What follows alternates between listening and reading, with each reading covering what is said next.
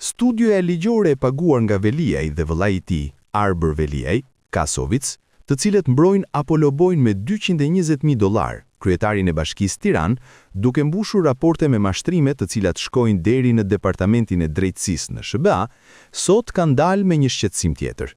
Bjerit i bie duket të justifikojmë thaset me dollar. Studio, e cila ka bërë edhe raportet kundër drejtësisë në Shqipëri, kundër prokurorëve dhe gjyqtarëve, thotë se materialet e zbuluara ngren pikpyetje të thella mbi themelin e të gjithë ndjekjes penale për kryebashkiakun e Tiranës, pasi, sipas tyre, kallëzimi nuk është bërë vetëm nga Nesti Angoni, por edhe nga një tjetër kallëzues, Nesta Pëllumbi, duke i quajtur anonim. Materialet e marra pas një urdhri gjykate sugjerojnë se hetimi është nisur mbi bazën e pretendimeve anonime të paverifikueshme të atribuara individëve që nuk ekzistojnë, thuhet ndër të tjera në reagimin e studios së paguar Kasovic. Mirë do ishte që kjo studio me emër të madh të ishte serioze dhe të lexonte vendimet e gjykatave shqiptare deri tek ajo e shkallës më të lartë. Aty mes rreshtave të vendimit të zbardhur, do kuptonte se gjykata e ka gjetur të drejtë. Rëndësi nuk ka ku shkëllzon, por provat penale në lidhje me individin e dyshuar apo akuzuar, siç është Erion Veliaj. Por për te të gjithave,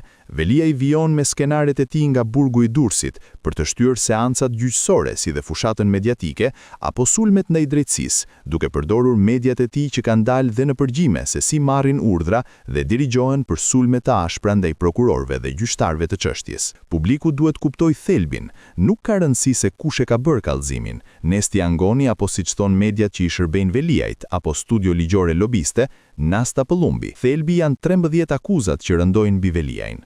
Për këto akuza do flas njeri? Do përballen me provat? Akuza 9 herë për korrupsion, shpërdorim detyre, pastrimi produkteve të veprës penale, fshehje pasurie, futja e sendeve të ndaluara në qeli. CENA a ka zbërthyer skemën dhe e ka bërë publike, ku theksohet se çështja e Erion Veliajt është zbërthyer nga telefoni i Adela Kondakçiut, të cilës i ishte marrë telefoni për një çështje tjetër, dhe jo vetëm kaq, mëtej dolën edhe shumë prova të tjera. Po e ritheksojmë se ajo që duhet të bëj Veliaj nëse është burr, mirë do ishte të shkonte para drejtësisë, pasi ka pothuajse 9 muaj që dosja është dërguar në gjykat dhe ai vazhdon të zvarisë proceset e nuk përballet me drejtësinë, faktet dhe provat që flasin me të madhe kundër tij. Zdromsi i Tiranës zgjidhjen e ka gjetur me propagandën e tij, përdor media, studio lobiste për të vazhduar mashtrime apo justifikime publike. Në fakt, halli nuk janë këto, atë betejë le ta fitoj, por që të mos dënohet duhet fitoj betejën me akuzat penale, jo me propagandën. Ditët e burgut dhe dënimin se vendos propaganda, por drejtësia.